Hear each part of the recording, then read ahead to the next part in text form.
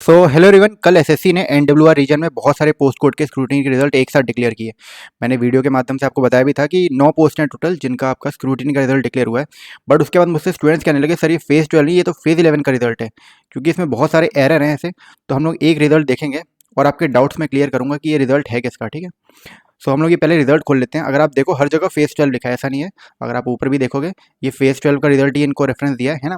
अब हम लोग बात करते हैं इसमें मिस्टेक्स कौन कौन सी हैं और इससे स्टूडेंट्स का कितना नुकसान हो सकता है। देखो ऊपर फेज़ 12 है, ठीक है, हमने मान लिया फेज़ 12 का आप रिजल्ट दे रहे हो, सब कुछ ठीक है, ठीक है, आपने रेफरेंस दे दिया है कि इस इसका है। बट आप यहाँ से क्या लिख रहे हो, after scrutiny of hard copies of application and supporting document. पहली बात तो कौन सी हार्ड कॉपीज का स्क्रूटिनी कर रहे हो आप, ठीक है, क्योंकि इस बार से तो हमारे ऑनलाइन डॉक्यूमेंट्स गए थे।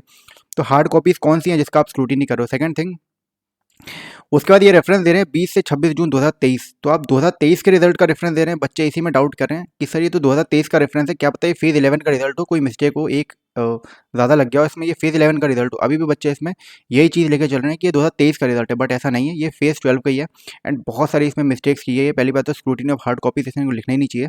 सेकंड इज 20 से 26 जून। देखो आपका जो फेज़ 11 का रिजल्ट था ना, जो एग्ज़ाम था, सॉरी, वो भी जून 2023 में हुआ था, है ना। तो बच्चे उसी को सोच रहे हैं और जो आपका 2024 का एग्ज़ाम है वो भी जून में ही हुआ है आपका 2024 में, ठीक है। बट ये 20 से 26 जून 2024 का रिजल्ट है आपका जो फेज़ 12 का है, ठीक है। सेकंड थिंग इज, देखो इसमें बच्चों का नुकसान क्या है। अगर किसी ने भी मैंने देखा ग्रुप से बच्चों में यही बात होती है कि ये फेज़ 11 का रिजल्ट है, किसी ने मान भी लिया कि क्या पता ये सच में फेज़ 11 का रिजल्ट है, ठीक है। आपने डेडलाइन दे रखी है, आपने तो डेडलाइन दे दी अपनी रिप्रेजेंटेशन की 28 नवंबर, ठीक है।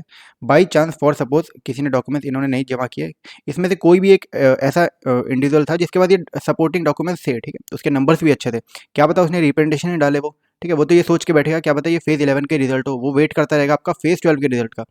तो इसमें बच्चों का बहुत नुकसान है, ठीक है। कल को जाके आप लोग कोर्ट केस भी कर सकते हो इसके रिगार्डिंग, ये वैकेंसी कैंसिल हो जाएगी लास्ट में जाके कि ये तो फेज़ 11 का रिजल्ट देके नोटिफिकेशन देके इसमें गलत गलत डाटा दे रहे थे ये लोग। तो इस पे कोर्ट केस भी हो सकता है, ठीक है।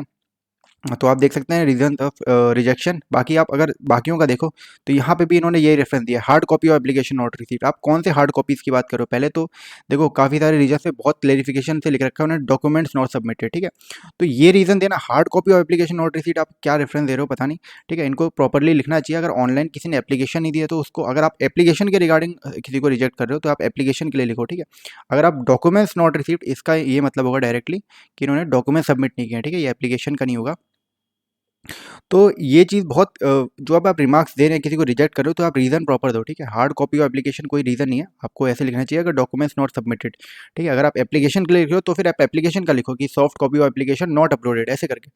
इससे ये कि एक क्लैरिफिकेशन रहता है स्टूडेंट्स के मन में, ठीक है। तो आप देख सकते हो और सिर्फ 28 नवंबर लास्ट डेट है। मैं आपको दोबारा बता दूं ये फेज़ 12 के रिजल्ट हैं जो डिक्लेयर किए गए हैं सारे, ठीक है। बस ये एग्ज़ाम की गलती, एग्ज़ाम डेट्स इन्होंने गलत लिखी है। स्क्रूटिनी ऑफ डॉक्यूमेंट्स, ये जो हार्ड कॉपीज़ है ये भी गलत है, ठीक है, क्योंकि ये सारे डॉक्यूमेंट्स ऑनलाइन ही हमारे स्क्रूटिनी हुए होंगे, ठीक है। तो ये चीज़ है सारी, है ना। ऐसा नहीं है कि ये फेज़ 11 का रिजल्ट है। एंड सेकंड थिंग, इससे पहले भी मिस्टेक्स हुई है। मुझे स्टूडेंट्स ने बताया कि स्क्रूटिनी से पहले जो एलिजिबिलिटी थी वो आप कोई और मांग रहे हो, और जब आप स्क्रूटिनी का रिजल्ट डिक्लेयर कर रहे हो तो फिर एलिजिबिलिटी उसकी चेंज हो जा रही है ना। जो सर्टिफिकेट्स मांग रहे हो वो चेंज हो जा रहे हो। तो ये बहुत मिस्टेक्स है, इसकी एसएससी को देख लेना चाहिए इसको, है ना। ऐसा नहीं है कि एक पोस्ट है कि हम लोग उस पर, है ना, हल्के में नहीं लेना चाहिए। बाकी में तो 3-3 4-4 पोस्ट हैं, जैसे इसमें भी 3 पोस्ट हैं, ठीक है, 3 वैकेंसीज हैं। तो इसके रिगार्डिंग एसएससी को कोरिजेंडम निकालना चाहिए भाई। पहले तो कोरिजेंडम निकालें, इसका दोबारा से रीपब्लिश करें रिजल्ट, और जो आपका रिप्रेजेंटेशन का डेट है इसको इंक्रीज़ करें, ठीक है। ऐसा नहीं होना चाहिए, आपके रिजल्ट का स्क्रूटिनी पहले होना चाहिए कि आप रिजल्ट सही निकाल रहे हो कि नहीं, क्योंकि ये बच्चों के साथ एक तरह से आप उनकी वैकेंसी खा जाओगे, ठीक है। क्योंकि अगर ये वैकेंसीज कल को कोर्ट केस कर दे, कोई किसी भी इंडिविजुअल का ना हो, वो कोर्ट केस कर देगा इस वैकेंसी पे कि ये तो रिजल्ट ही नहीं था, मुझे स्क्रूटिनी का रिप्रेजेंटेशन का टाइम ही नहीं दिएगा। तो ये चीज़ गलत है, एसएससी को इसके रिगार्डिंग चेंज करना चाहिए। बाकी मेरा मोटिव यही है कि आपको पता चले ये फेज़ 12 के रिजल्ट है, जो भी डिक्लेयर हुए हैं एनडब्ल्यू रीजन में, ये सारे फेज़ 12 के रिजल्ट है, ठीक है। इसमें एग्जाम डेट्स गलत लिखी है, हार्ड कॉपीज़ वो गलत लिखा गया है, ठीक है। बाकी ये फेज़ 12 का रिजल्ट है। मैंने आपको रिसेंट में जो अपडेटेड रिजल्ट है वो भी अपनी कम्युनिटी पोस्ट में और रिसेंट में उसकी वीडियो भी बनाई थी, ठीक है।